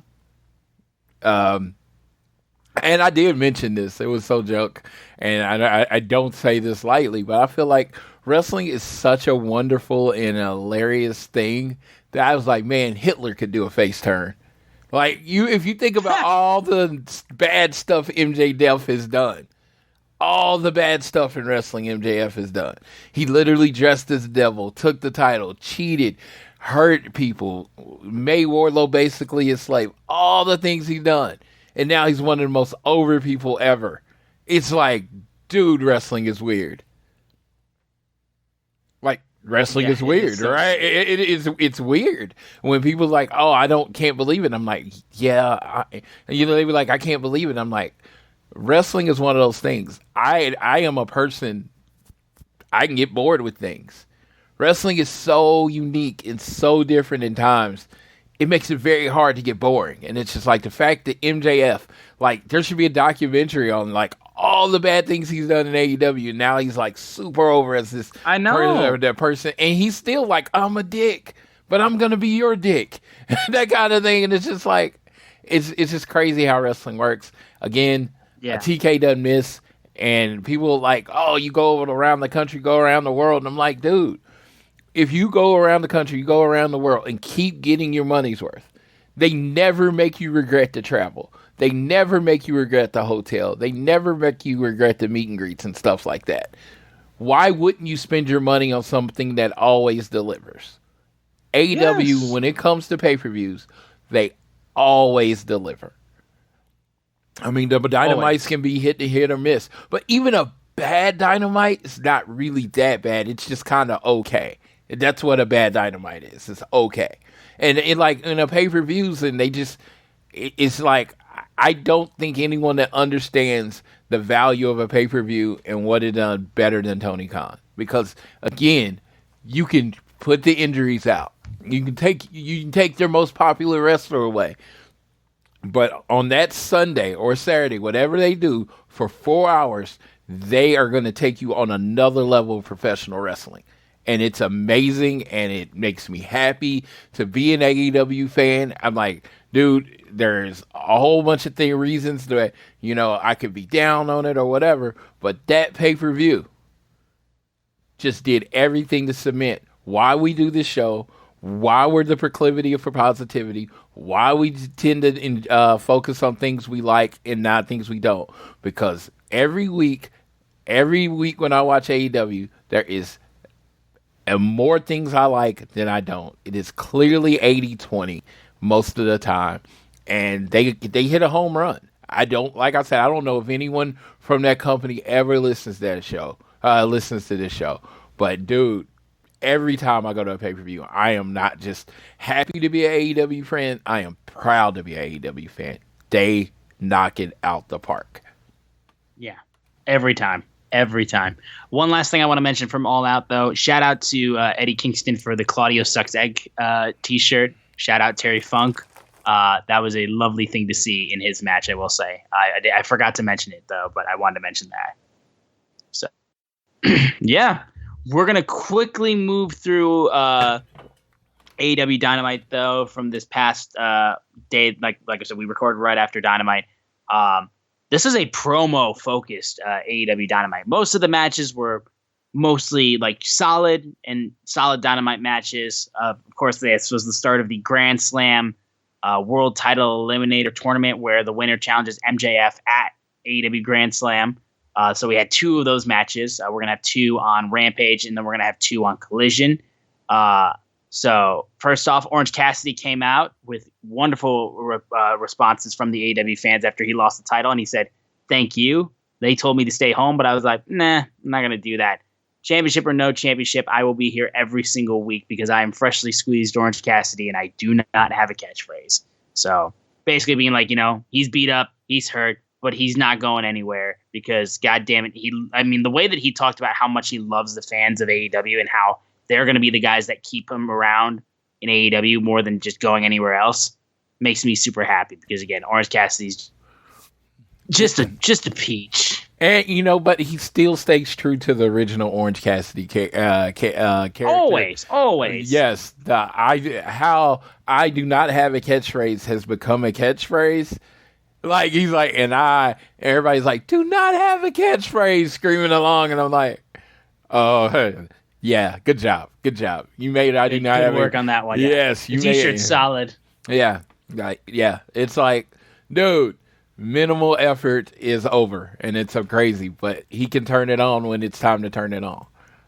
Yeah. We then had the first match of the night. Jon Moxley's first title defense of the International Championship against AR Fox. And there was a point where Fox jumped over the top rope, knocking out Moxley and getting a couple near falls, but then Moxley threw him in the barricade. And then Moxley fought out of a cutter and then proceeded to, after he got hit with a moonsault and a 450 splash, he's like, nope, you're done. I'm going to elbow you to death, hit you with the King Kong Lariat and Death Rider, and pin you right afterwards. So AR Fox takes the loss. And then Darby Allin checks in on him afterwards because he can't. And then Nick Wayne, he was watching backstage because they were facing off in the main event. And then Christian Cage and Luchasaurus come over to him and goes, first of all, I said I didn't know much about your dad. So I went and watched back all of his stuff, and he's even worse than I thought. And he said, look, you clearly didn't have a real mentor. If you want a true mentor, you should be looking over at me, not Darby, not your father, me.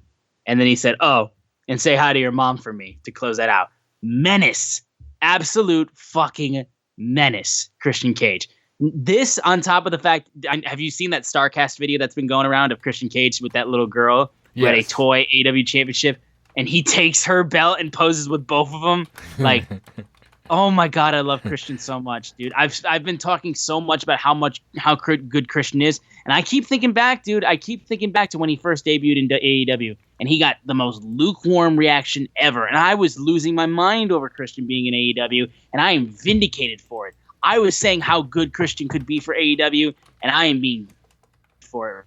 He's one of the top heels in the company. I mean, that's true, but DK kind of, I get it, but still, he kind of set him up for failure that day. I'm like, hey, I'm not, like I said, you know me, in TK I trust. But I was at that show, and it was like, you should have heard the names people were saying. I blame wrestling fans for that. Y'all get yourselves too hyped up and then disappoint. Dude, no, that's not on wrestling fans.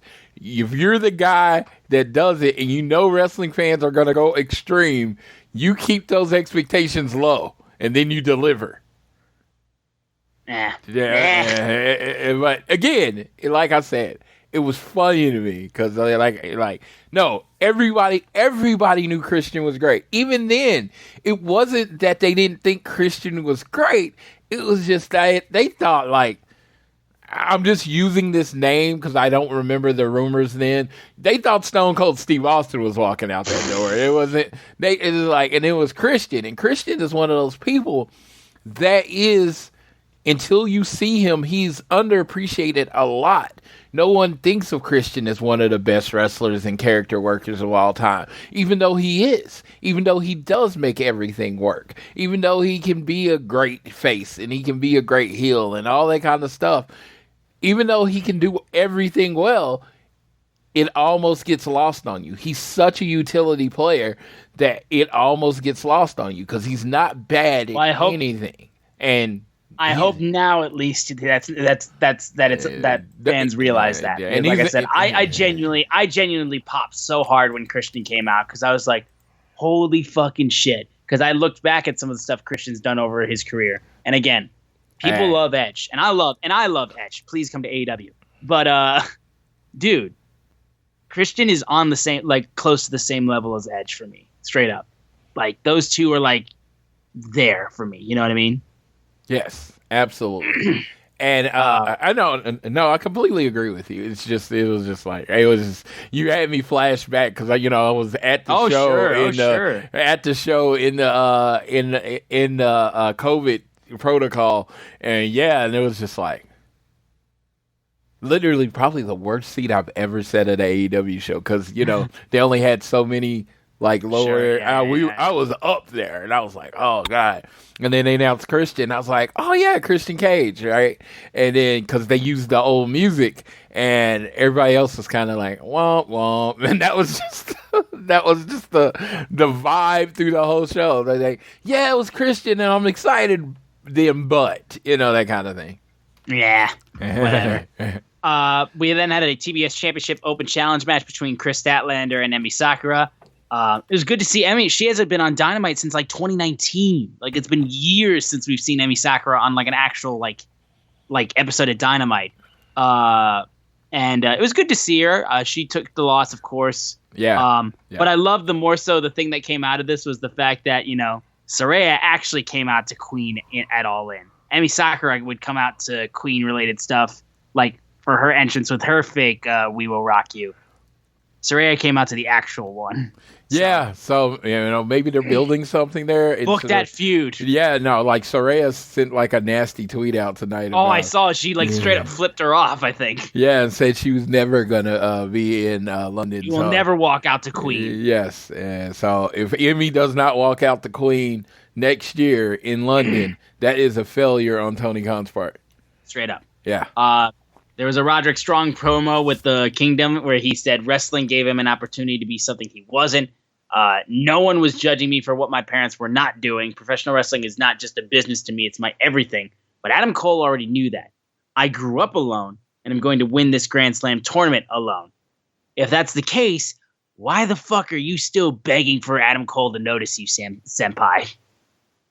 With him still coming, like...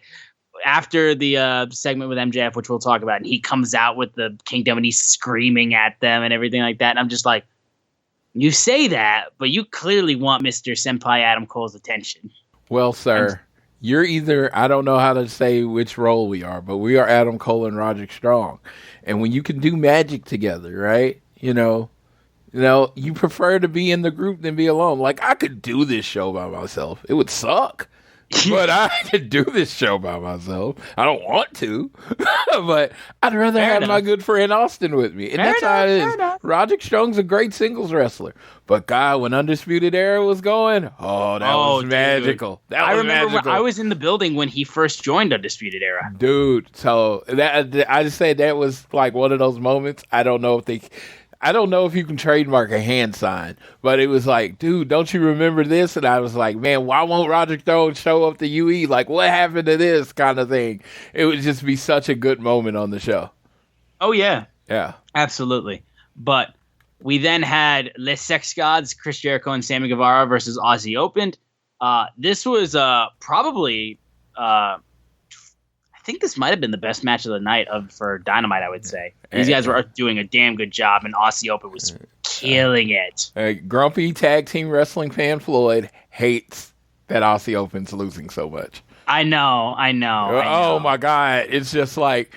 I'm right there with you, dog. I'm right there with you. One of the the best Gods haven't teamed up in forever, but they get the win over Aussie Open. One of the best tag teams in the world. Like, literally, New Japan Strong, ROH champion all this year. They've lost to a double clothesline and an elbow. Like, literally, everybody's beat Chris Jericho. Action and Jerry didn't lose to Chris Jericho. Aussie Open, one of the best tag teams in the world, loses to the Les Sex Gods. It's very annoying. I feel like I get what they're doing to a point because they're putting Aussie Open on TV every week. They're letting fans get to know they're letting the audience get comfortable with they are. I feel like that's what they're doing because they're literally on TV every week, which is great. But you tell your audience what someone is, right? And right now you're telling your audience that Aussie Opens are losers. Yeah. I hope Aussie Open gets some wins under their belts because they're so good. And they were doing such great stuff in this match. They're exceptional, and they are. They are really I don't even think good is good enough because like when they sold for MJF and Adam Cole at All In, it was like super over the top, and they made them look good. And in this match, they made Jericho and Sammy look good, but it's just like you hired this blue chip tag team and you bring them in and they lose. That doesn't make sense to me. Right? No. But either way, after the match was over, after Jericho hit the Judas effect on Kyle Fletcher, Sammy, though, shoves Chris Jericho, because this came after Chris Jericho accidentally hit him Jericho twice. accidentally hit him twice. Yes. And Sammy was pissed off about it, and they shoved each other. And Don was on commentary for this match, saying he's like a serial killer. He likes to come back and look at his victims. But I feel like there's an ulterior motive here. Yeah, a little bit. So basically, excuse me. AEW security separates the two. Sammy walks away, and yeah, it seemed like some problems stemming there, and Don Callis is just grinning from ear to ear from all of this. They had just felt like the tag team could have been Bear Country or something. Yeah, like, it could have been like it could have been anyone else. It didn't have to be Aussie Open. But again, TV time is at a premium in AEW. Absolutely. So the fact that those two are on TV, this is me pulling the positive out of it. The fact that those two are on right TV, now, we like seeing Aussie Open on TV. Yes. We want them to win more. Yes. Just please give us what we want. Yep. Then Don Callis and Takeshita real quick said that they beat Kenny Omega twice in 7 days, and they're going to have a celebration next week, as well as unveiling their next target with a new painting covered up. I hope it's John Moxley. Mm-hmm. That's who I want it to be. Yes. Then MJF comes out and talks to Who's Your Country, Who's Your Daddy, like that, and talks about how he's wrestling at Grand Slam, which he calls the Devil's Den, and talks about whoever wins that Grand Slam tournament is going to find out the hard way that no one is on the level of the devil, but there's one person that needs to be taught a lesson. And Samoa Joe comes out being like, I was in the back, heard a little piss and vinegar, I want a front row seat. What seems to be the problem, kid? And he's like, kid, don't call me kid, because you must have confused my entrance for an ice cream truck. And he's like, that's good, but to be quite honest, last time I had anything to do with an ice cream truck was when I was busy being the biggest star of the company's other network. people think that is focused strictly on a WWE dig. I mean, it does mention it. That was a Twisted Metal reference, guys. Like, come on. Don't overthink this shit too hard. Oh. Straight up. Oh, because he was in the ice cream truck in Twisted Metal. I did not put two and two together. It was a Twisted Metal because he's Sweet Tooth. Yeah. No, he's Twisted. It's in Twisted Metal. So just get that right. But either way, he's like, I'm genuinely concerned. So what's the problem, kid? He's like, that's twice. That's twice you called me kid. But I'm pretty creative myself, though, because you're creative. And he calls him Pillsbury Joe Boy, Samoa Doe, which, you know, a little tit for tat, like like, you know, doing a little bit of jokes for jokes. But eventually he says kid again, and he's like, MJF says, you call me kid one more time, I'm knocking your teeth down your throat. But he goes like, you know what? That's how you want me to react. You want to skip the line, but there's a whole tournament if you want to wrestle the champ. And he said he then goes down and talks about the story when he was 19 years old, trying out for WWE, mentioned William Regal, and then talked about how he knocked his British ass packing and sent him back to NXT where he belongs. And Joe, if you play your cards right, you're next. And I was just like, that was some vicious venom. And then he said, I was told I was going to be security walking a wrestling legend down the aisle, walking and meeting the great Samoa Joe. And you decided to take a 19-year-old kid who was trying to do his job, and you shoved me into a brick wall and you laughed. And he's like, I know why you did that, though, because I know how scumbags work and how they think. You did it because I was a kid and you could get away with it. But he's full grown now and the AEW World Champion, the best wrestler on God's green earth, and he headlined the most historic pay-per-view of all time. So he said, I'd stay out of my way if I were you, or else I'm going to kill you. And then Samoa Joe proceeds to be like, I didn't think of you as a kid when I pushed you. I thought you were a little bitch. And Joe was like, Joe gets slapped by MJF and he's like, you're trying to provoke me. I'm not taking your belt. I'm going to go through that tournament and beat everyone in it and then come for you. He said, have a nice day. MJF walks through the ropes and Joe kicks the ropes in between and then knocks him down, starts beating him down. And MJF then gets a low blow on him. But eventually, as they're fighting, and he looks for the muscle buster, Adam Cole sprints, evens the odds. Joe leaves and just says like, next time you might not be so lucky because I'm going to try to rip that arm off, and then just goes, bitch. And I'm like, there's the new meme for the next few days. I feel like Joe just saying bitch like that. And then Roderick Strong comes out with the Kingdom and starts screaming at Adam Cole, just screaming at Adam Cole as we moved into his match with Trent Beretta for the elimination tournament for the Grand Slam World Title eliminator match. Yeah, this promo was outstanding. I love me Joe on the microphone. Like, whenever you put Samoa Joe on a microphone, it's always quality. MJF and Joe going at it. Like, I'm super intrigued by this feud. It gives me a lot of excitement seeing how this is going to turn out. So, this is going to be MJF's first feud as a quote-unquote babyface. So,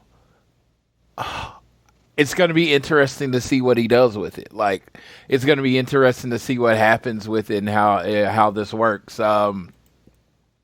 Samoa Joe, I was saying on my Facebook group that I'm in, has been basically playing the same character for 20 years. Yes. And whether it's bad guy, good guy, tweener, he's been playing the same character. He's the best bully in wrestling. And like tonight, the fact that he bullied MJF, he was unaffected by bullying MJF. He came with his barbs, never even changed his expression. But when it's time to go down, Joe's always ready. Joe is one of those people. Wins and losses really don't matter when it comes to Samoa Joe. No. He has reached this level where he's always considered a threat. You could always put your title on him. And yeah, now it's coming down to Samoa Joe. It looks like eventually we're going to get with Samoa Joe and MJF. I honestly, personally, I'm at this point where I don't want Samoa Joe and MJF at Grand Slam. I want it at Full Gear. I think it's such a hot feud. I'd like to build to a bigger moment. But we're going to see what they do. with this tournament, but I just felt like there was some electricity there, and I feel like the longer you make us wait on Joe versus MJF, the better it is. I do agree with that. Trent Beretta and Roderick Strong did a solid enough match, which ended with Roderick getting the victory. I love that he took his neck brace off for the match and then put it back on after he won. That was so stupid, but I loved it. Other than that, it was a solid enough match, I would say. I don't really have too much else to add to it. Yeah, in the 90s, they always had these people that would fake the injuries in the car wreck, and like they get in a fender bender, and then they just throw on the neck brace. They'd already have the neck brace ready. That's what Roderick Strong's character is reminding me of now. He's obviously not hurt, but he's trying to use it to get sympathy, and it's hilarious. Yeah, no, for real. We then had I mentioned before the Toni Storm interview where she was like, "It's a blur. I don't remember anything about the spray paint incident." But I have to mention the chin up, tits out, and watch out for the shoe. So she walks away and throws the shoe at her shoe at Renee. All I can say is, Renee, she warned you. She literally said, "I'm about to throw a shoe at you." In essence, yeah, you just literally were looking, and then a shoe came your way, and you freaked out. I mean, she avoided it. I will say. She said, "Watch out for the Stru." I'm like, she did nicer than anybody else would. She let you. I mean, know to be fair, she said tits out, and I didn't hear anything afterwards. I laughed at that, and then she said, "Watch out for the shoe." I was like, "Oh, she's about to throw a shoe at her," and then she did. It was hilarious. I love Toni Storm to death. I have to say she's so good. I love this character she's doing. I honestly didn't know you could say tits on TV. Fair enough. I really didn't, and it's just like AEW has shown me you can say a lot of words that I didn't know you could say on TV. I guess so. Yeah.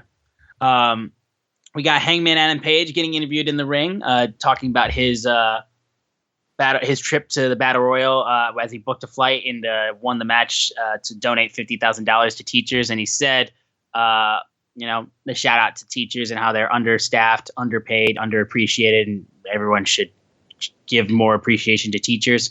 And he talks about how he wants to do what he wants to do with the last few months of 2023. Prince Nana and Swerve Strickland come out. And Swerve goes, being in a coffin for almost 2 weeks, you get a little bit of clarity. And the first person I thought of as I got out was you. And it's like, what are you, some kind of mascot for AEW? It's like charity. You're doing charity for Chicago. Children that are juvenile delinquents that are going to flunk out anyway. And I was just like, God damn, Swerve, what the hell? Like, what? You just went full fuck them kids. And he's like, and card for all out for competing in any championships. He said, when AEW started, you were the cornerstone. You were handpicked to be the franchise player, and you were former AEW World Tag Team Champion, former World Champion, and now you're on pre-shows. It's like, you lost your spot, or you don't even want it anymore, it seems. He said, you got a contract extension, so you've been eating good, and it's been shown. And he's like, it's been showing. Basically being like, you got a gut now. And he goes, you don't have singles matches or promos on Dynamite. You don't even have title matches. You took a backseat to the Elite, who went full driver's seat. He said, everything you've been handed on a silver platter. And if I would have gotten the opportunities you got a year ago, I would have been the first black AEW World Champion right now. And I was just like, wow. So I'm going to take this in a weird way, that because I like to compare everything to other forms of entertainment. So, you've seen The Dark Knight Rises, the last of the Dark Knight trilogy, yes, right? And there's Bane when he gets into the first fight with Bruce Wayne Batman, right? And he's kind of cutting a promo on him, right? Yes. This was Swerve's Bane Bane you promo. merely adopted the dog. Yes. I was molded Success has been your greatest failure or weakness. It was like, he basically, like, dude, I have had this conversation with you. I've had this conversation with other people. Like, Hangman, I didn't know what happened to Hangman. I was like, Hangman was the featured guy in this company. Like, Double or Nothing, not this year, but last year, he loses the world title. There have been other titles introduced. This dude is nowhere near any of them. He is because I even said he had been relegated back to the elite sidekick. These are things I've said in the last 2 weeks. Swerve delivered this again. And I'm going to say this, something I don't use very often because I think everything can be better. This was the perfect villain promo. The perfect. Down to the point where... absolutely ripped him apart. Yes. Like 5-star. Like, if you end up talking about promos of the year at the end of the year, and this is not in like your top 3, I don't want to hear your list. This was amazing. Even to the point where he threatened him. You don't want it with me because I have no regard for your life. I do not care at all. Even that was just like, it was just dagger after dagger after dagger after just verbal. This is a verbal like. And Hangman's response is literally like, go to the back and you can get it. But I'm done with this. And he walks away. And then Swerve just goes, it's a shame your wife and kid got to see their husband and father walk away from more responsibilities. Dude, what?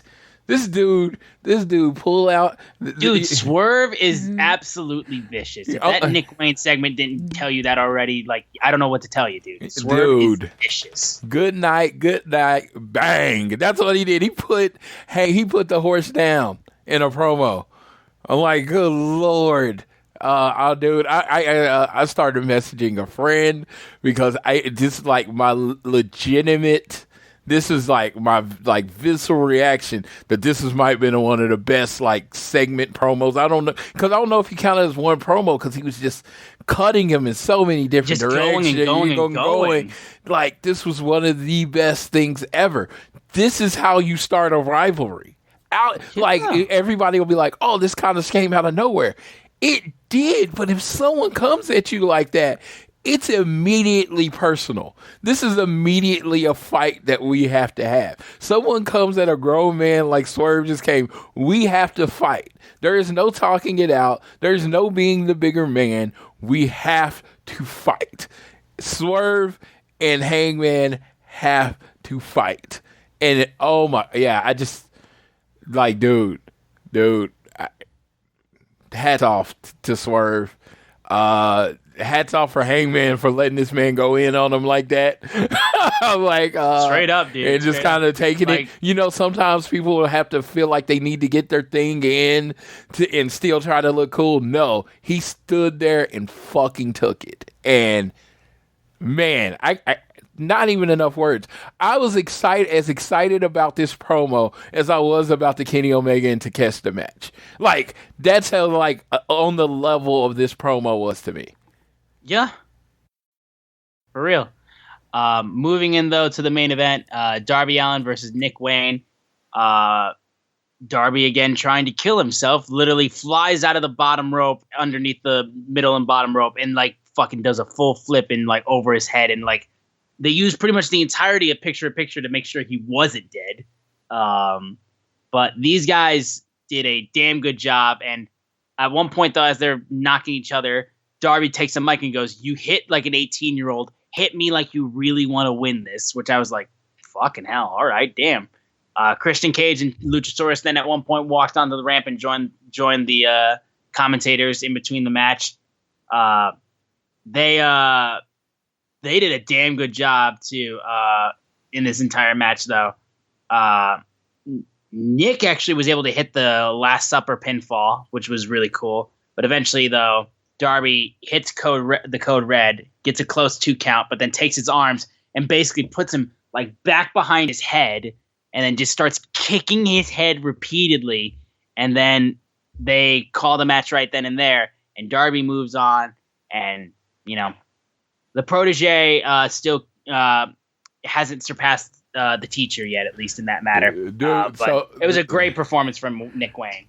So this dude's like hesitant to hit the coffin drop, but pulls his arms behind his head and kicks him in the head. Yeah, I'm thinking he would have rather took the coffin drop. I think honestly, you'd rather have taken that. Yes, they're like, come on, like it was just this switch flipped in Darby, and he's trying to beat him, and he's trying to teach him a lesson that people aren't going to take it easy on him.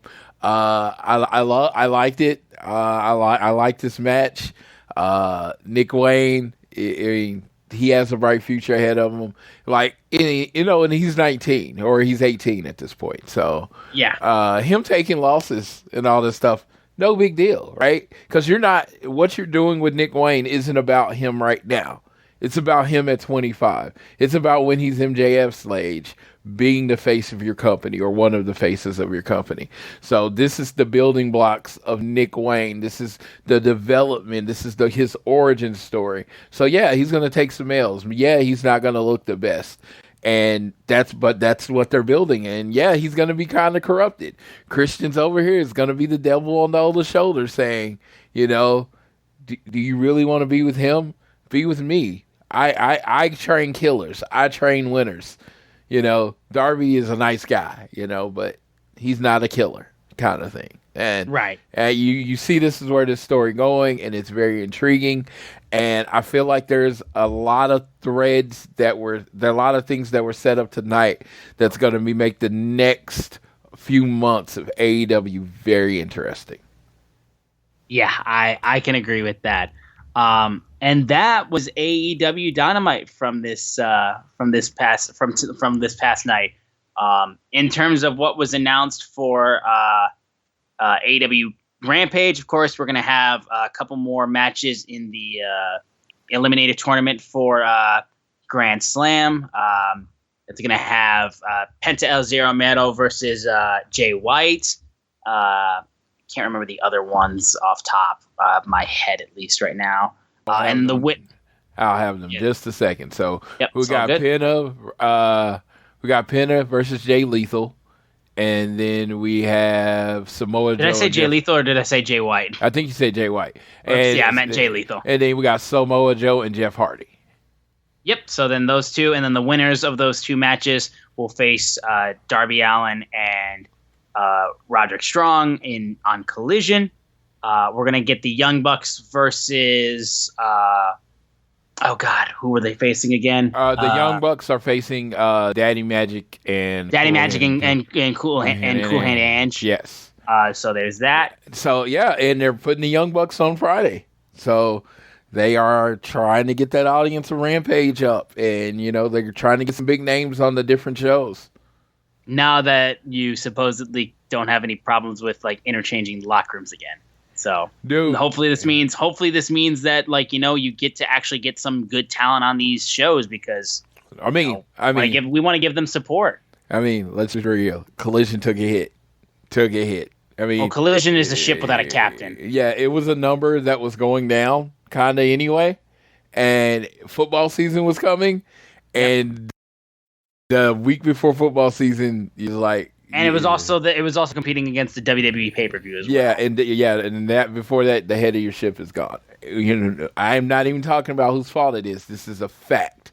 Like, the face of that show is gone, and it's like a lot of reasons that people were tuning into that show is gone. So you better start putting on killer shows on Saturdays.